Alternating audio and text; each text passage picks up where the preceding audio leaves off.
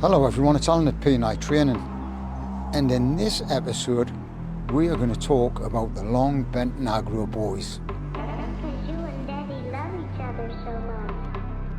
Yes, and what can I do for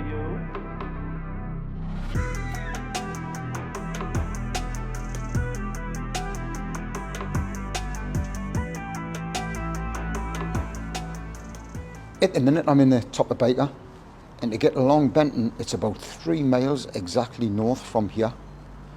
Now in the 70s when we were growing up, we didn't have any social media, we didn't have any telephones, anything like that. So how did we know about gangs like the Longbenton Aggro boys?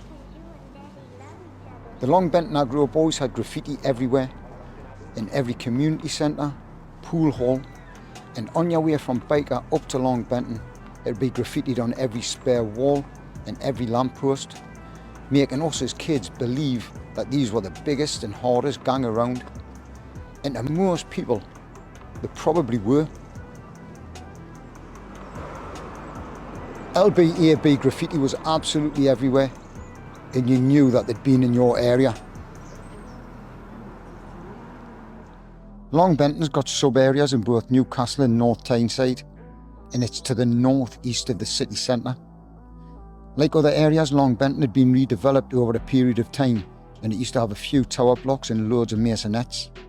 It also had a couple of notoriously rough bars, like the North Star, which was on the back of the old shopping centre, and the Rocket, which was on the corner just as you turn into the Longbenton estate. The Longbenton Aggro boys were heavily involved in football violence, and they were very prominent at Newcastle matches in the 1970s, particularly in the old Leazes End. Now the Longbenton Aggro boys would fight regularly at the matches for dominance, and they became one of the main forces of Newcastle football hooligans throughout the 70s. The Longbenton Aggro boys seemed to hate everybody, but one of the gangs they particularly hated was the Killingworth Aggro boys. Well, I caught up with an old member of one of the Killingworth Aggro boys and took some stories and his memories from what he remembers of the Longbenton Aggro boys. The best way for me to do this is to read his stories word by word. Longbenton Aggro boys were led by a few lads who were mental. And I remember once there'd been a bit of a thing between one of their lads and one of our lads at the match, so we arranged a meet up, and it was either by the Killy Sports Centre or up by the old Killy School. About 30 Longbenton turned up, and one of their lads brayed a Killy Aggro boy in the head with a chair leg and almost killed him. A bit of his head was hanging out. I think he went to jail for that. There was another time about 77ish in the Leazes corner at the match when hundreds of them came in and started attacking other gangs. We ended up having to run across the pitch and into other ends to get away from them. It was mad. When there wasn't any away supporters to fight, we would fight each other. We also used to go up to the town moor when the Hoppins was on, and they would all come in from different entrances and fight with the other gangs. It was proper carnage, but a good laugh.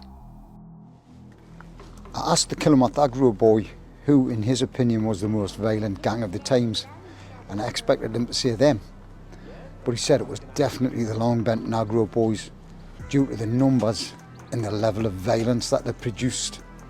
He said this about them. The estate was quite big and there seemed to be hundreds of them, and they would just come from everywhere.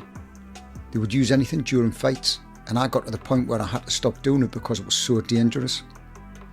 One of my friends had written my name on a wall in Longbenton with KAB written next to it, and the LBAB didn't like that and they were looking for us.